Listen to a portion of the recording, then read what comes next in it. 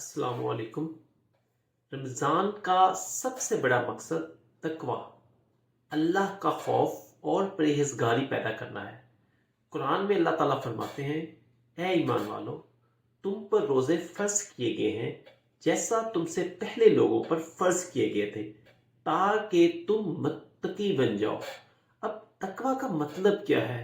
ہر عمل اللہ کی رضا کے لیے کرنا، برائیوں سے بچنا، دل میں اللہ کا خوف رکھنا۔ اس سے مبارکہ رسول اللہ صلی اللہ علیہ وآلہ وسلم ہے، سب سے بہترین نیکی تقوی ہے۔ یہ صحیح مسلم کی آیت نمبر 2553 ہے۔ رمضان ہمیں سکھاتا ہے کہ ہم اپنے جذبات، زبان اور اعمال پر قابو رکھیں اور اپنے اندر تقوی پیدا کریں۔ حضرت بی فاطمہ سلام اللہ علیہ کی زہرا کی شان و عظمت اور ان کی زندگی سے درس جو ہمیں ملتا ہے۔ حضرت فاطمہ سلام اللہ علیہ نبی پاک صلی اللہ علیہ وآلہ وسلم کی بیٹی، جنت کی عورتوں کی سردار اور صبر و استقامت کی ایک اعلیٰ مثال تھی۔ ان کی پوری زندگی تقوی، قناعت، عبادت اور اللہ کی رضا میں گزری۔ ان کی سیرت تمام مسلمان مرد و خواتین کے لیے مشعل راہ۔ آپ کا اصل نام فاطمہ تھا، لیکن آپ کو کئی عظیم القابات سے نوازا گیا، جس میں سے چند یہ ہیں: زہرا یعنی روشن چمکدار، کیونکہ آپ سلام اللہ علیہ کے چہرے پر نور تھا۔ سیدت النساء یعنی جنتوں کی عورتوں کی سردار، یہ خطاب آپ کو نبی پاک صلی اللہ علیہ وآلہ وسلم نے دیا۔ ام ابیہا یعنی اپنے والد کی ماں، کیونکہ آپ اپنے والد نبی کریم صلی اللہ علیہ وآلہ وسلم کا بے حد خیال رکھتی تھی، اور رسول اللہ صلی اللہ علیہ وآلہ وسلم آپ کو ام ابیہا کا لقب آپ نے ان کو دیا۔ بطول یعنی عبادت میں مشغول رہنے والی، کیونکہ آپ سلام اللہ علیہ دنیا سے بے نیاز ہو کر اللہ کی عبادت میں مصروف رہتی تھی۔ رسول اللہ صلی اللہ علیہ وآلہ وسلم کی حدیث مبارکہ ہے، فاطمہ جنت کی عورتوں کی سردار ہیں۔ یہ ترمذی شریف کی حدیث نمبر 3873 ہے۔ حضرت بی فاطمہ سلام اللہ علیہ کی ولادت نبوت کے 5ویں سال مکہ مکرمہ میں ہوئی۔ جب آپ کی ولادت ہوئی تو نبی کریم صلی اللہ علیہ وآلہ وسلم بے حد خوش ہوئے اور انہیں انتہائی محبت سے پالا۔ آپ نے اپنی والدہ حضرت خدیجہ سلام اللہ علیہ اور نبی کریم صلی اللہ علیہ وآلہ وسلم کے زیر سایہ اپنا بچپن گزارا۔ بچپن کی چند نمایاں خصوصیات: نہایت سادگی، قناعت پسندی، والدین کے ساتھ بے پناہ محبت اور کم عمری سے ہی خدمت، اور آپ نے عبادت میں اپنا حضرت فاطمہ سلام اللہ علیہ کی شادی اور ازدواجی زندگی۔ بی فاطمہ سلام اللہ علیہ کی شادی رسول اللہ صلی اللہ علیہ وآلہ وسلم نے مولا علی کرم اللہ وجہہ سے کروائی۔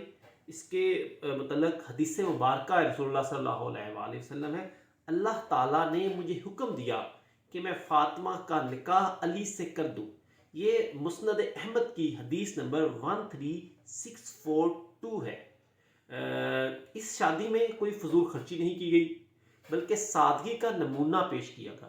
مہر صرف 500 درہم مقرر کیا گیا، جو آج کے حساب سے بہت کم رقم بنتی ہے۔ حضرت علی کرم اللہ وجہہ اور بی فاطمہ سلام اللہ کی زندگی محبت، قناعت، قربانی سے بھری ہوئی تھی۔ بی فاطمہ سلام اللہ علیہ عبادت میں بہت آگے تھی۔ ہر نماز کے بعد تسبیح فاطمہ پڑھتی تھی، 33 بار سبحان اللہ، 33 بار الحمدللہ اور 34 بار اللہ اکبر۔ اور نبی پاک صلی اللہ علیہ وآلہ وسلم نے بی فاطمہ کی اس تسبیح کو اتنا پسند فرمایا کہ آپ نے حدیث فرمائی، یہ تسبیح یعنی کہ تسبیح فاطمہ تمہارے لیے خادم سے بہتر ہے۔ یہ صحیح بخاری کی 3113 حدیث نمبر ہے۔ نبی کریم صلی اللہ علیہ وسلم نے فرمایا کہ جو شخص یہ تسبیح پڑھتا ہے، اللہ اس کے تمام کام آسان کر دیتا ہے۔ آج بھی یہ تسبیح پڑھنی چاہیے، اور جو لوگ یہ تسبیح پڑھتے ہیں ان کو ذہنی سکون ملتا ہے، رزق میں برکت ہوتی ہے اور مشکلات میں آسانی پیدا ہوتی ہے۔ حضرت بی فاطمہ سلام علیہ کی زندگی میں کتنی آزمائشیں آئیں، لیکن وہ ہمیشہ صبر کرتی رہی۔ نبی کریم صلی اللہ علیہ وآلہ وسلم کی وفات کے بعد ان پر شدید غم آیا، لیکن وہ اللہ کی رضا پر راضی رہی۔ آپ دنیا سے بے نیاز تھی اور آخرت کی کامیابی کی فکر کرتی تھی۔ رسول اللہ صلی اللہ علیہ وآلہ وسلم نے حدیث مبارکہ فرمائی، جس نے حضرت فاطمہ کو خوش کیا اس نے مجھے خوش کیا، جس نے انہیں ناراض کیا اس نے مجھے ناراض کیا۔ یہ صحیح مسلم کی حدیث نمبر 2450 ہے۔ نبی کریم صلی اللہ علیہ وآلہ وسلم نے حضرت فاطمہ السلام علیہ کو بتایا تھا کہ وہ ان کے بعد جلد دنیا سے رخصت ہو جائیں گی۔ نبی کریم صلی اللہ علیہ وآلہ وسلم کی وفات کے کم و بیش 6 ماہ بعد حضرت فاطمہ السلام علیہ کی رحلت ہوئی، ان کا انتقال ہوا۔ انہوں نے وصیت فرمائی، اپنے انتقال سے پہلے، آپ نے شہادت سے پہلے وصیت فرمائی کہ انہیں رات کے وقت دفن کیا جائے تاکہ کوئی غیر محرم ان کا جنازہ نہ دیکھے۔ رسول اللہ صلی اللہ علیہ وآلہ وسلم نے حدیث مبارکہ فرمائی، آپ نے فرمایا فاطمہ میری سب سے پہلی اہل بیت میں سے ہے جو مجھ سے جنت میں ملیں گی۔ یہ صحیح بخاری کی حدیث نمبر 3714 ہے۔ حضرت فاطمہ السلام علیہ کی زندگی سے ہمیں سیکھنا چاہیے، صبر و استقامت اپنانا چاہیے اور سادگی اور کناعت سے زندگی گزارنی چاہیے۔ آج کا مسئلہ مسافر کا روزہ رکھنا یا نہ رکھنا، اس کے بارے میں کیا حکم ہے؟ یہ بڑا ایک کامن سوال ہے۔ ہر کوئی رمضان میں یہ سوال کرتا ہے کہ اگر وہ ٹریول کر رہا ہو تو کیا وہ روزہ رکھے گا یا روزہ چھوڑ سکتا ہے؟ قرآن پاک میں اللہ فرماتے ہیں، اور جو بیمار ہو یا سفر میں ہو تو وہ دوسرے دنوں میں روزے پورے کر لے۔ یہ سورہ بقرہ کی آیت نمبر 185 ہے۔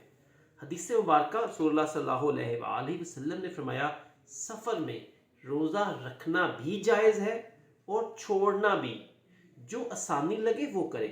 یہ صحیح مسلم کی حدیث نمبر 1121 ہے۔ یعنی کہ یہ فقہی حکم ہے کہ اگر بہت طویل سفر ہو اور مشکل ہو تو روزہ چھوڑنا جائز ہے، بلکہ بہتر ہے۔ اگر سفر آسان ہو، روزہ برداشت کیا جا سکتا ہو تو روزہ رکھنا بھی جائز ہے۔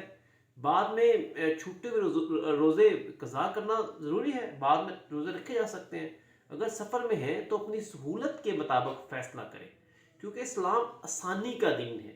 آپ نے اپنے مطابق فیصلہ کرنا ہے کہ اگر آپ سفر میں روزہ رکھ سکتے ہیں تو آپ وہ روزہ رکھیں، اور اگر نہیں رکھ سکتے تو قضا کریں۔ اگر آپ روزہ چھوڑتے ہیں تو بعد میں اس کو کمپلیٹ کرنا ہے۔ سفر میں روزہ نہ رکھنے کا مطلب ہی آپ پہ معاف ہو گئے، وہ بعد میں آپ نے کمپلیٹ کرنا ہے۔ آج کا وظیفہ، مشکلات سے نجات اور رزق میں برکت۔ یہ طاقتور وظیفہ ہر نماز کے بعد پڑھے، یا واسع یا رزاق یا کریم۔ یہ 10 بار آپ نے پڑھنا ہے۔ اس کا مطلب ہے، اے کشادگی دینے والے، اے رزق عطا کرنے والے، اے کرم کرنے والے، یا واسع یا رزاق یا کریم۔ یہ آپ نے ہر نماز کے بعد یہ آپ نے ورد کرنا ہے۔ اس سے فوائد ہوں گے، آپ کے مالی پریشانیاں ختم ہوں گی، رزق میں برکت ہوگی، مشکلات میں آسانی ہوگی۔ نبی کریم صلی اللہ علیہ وآلہ وسلم کی حدیث مبارکہ ہے، جو شخص اللہ سے مانگتا ہے اللہ اس کو ضرور عطا کرتے ہیں۔ یہ صحیح بخاری کی حدیث نمبر 6336 ہے۔ یہ وظیفہ لازمی کریں اور یقین کے ساتھ کریں، انشاءاللہ آپ کے رزق کے مالی تمام مسائل 100% ٹھیک ہوں گے، اور اللہ پہ یقین کے ساتھ یہ عمل کریں آپ۔ تقویٰ ہی رمضان کا اصل مقصد ہے۔ ہمیں اپنی زندگی میں اللہ کے خوف کو پیدا کرنا چاہیے۔ بی فاطمہ السلام علیہ کی زندگی سے سادگی، محبت اور صبر کا ہمیں سبق لینا چاہیے، اور ہمارے لیے بہترین نمونہ ہے ان کی زندگی۔ اور آج کا مسئلہ کہ مسافر کے لیے روزہ رکھنا جائز بھی ہے اور وہ چھوڑ بھی سکتا ہے، لیکن اگر چھوڑے گا تو قضا ادا کرے گا، اور یہ اس کے اپنے اوپر ہے۔ اگر وہ اچھے سے نبھا سکتا ہے تو روزہ رکھے، اگر مشکل کا شکار ہے تو جب وہ سفر نہ کر رہا ہو بعد میں اس کو قضا کر لے۔ اور آج کا ورد یا واسع یا رزاق یا کریم، یہ آج کا ورد ہے جو اللہ نے رزق میں برکت کے لیے ہمیں عطا کیا ہے، اور ہماری مشکلات اس ذکر سے دور ہوتی ہیں۔ آج کی دعا: اے اللہ، ہمیں رمضان کی برکتوں سے محروم نہ فرما، تقوی عطا کر، صبر اور سادگی نصیب کر، اور ہمیں حضرت بی فاطمہ سلام اللہ علیہ کی طرح نیکی اور عبادت میں آگے بڑھنے کی توفیق عطا فرما۔ یہ آج کی دعا ہے۔ ہمیشہ دعا مانگیں، کیونکہ دعا انسان کو اللہ سے جوڑتا ہے، اور دعا سے ہی انسان کامیابی کی طرف بڑھتا ہے۔ ناظرین سے میری درخواست ہے کہ آپ یہ ویڈیوز ہماری دیکھ رہے ہیں وزڈم بائی ہارٹ کے چینل پہ، یہ یوٹیوب ہمارا، اس کو لائک کریں، کمنٹ کریں، شیئر کر دیں، تاکہ زیادہ سے زیادہ لوگ اس سے مستفید ہوں، فائدہ اٹھا سکے۔ کل دوبارہ ملاقات ہوگی، اور روزانہ کی بنیاد پر ہمارے چینل پر اسلامک ویڈیوز، پرسنالٹی ڈیولپمنٹ کی ویڈیوز اور آن لائن ارننگ کے ویڈیوز اویلیبل ہوتی ہیں۔ سب لوگوں کا بہت بہت شکریہ۔